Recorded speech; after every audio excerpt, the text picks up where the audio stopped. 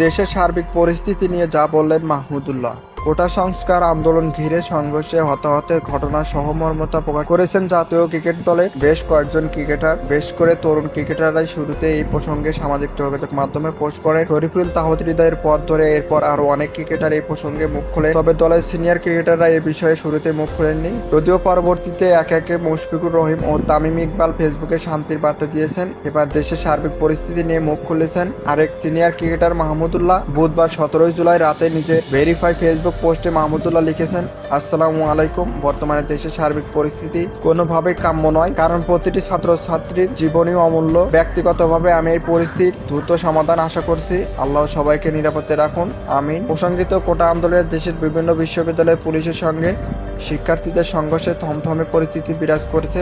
এরই মধ্যে বৃহস্পতিবার 18 জুলাই সারা দেশে কমপ্লিট শাটডাউন কর্মসূচি ঘোষণা করেছেন কোটা আন্দোলনকারীদের প্ল্যাটফর্ম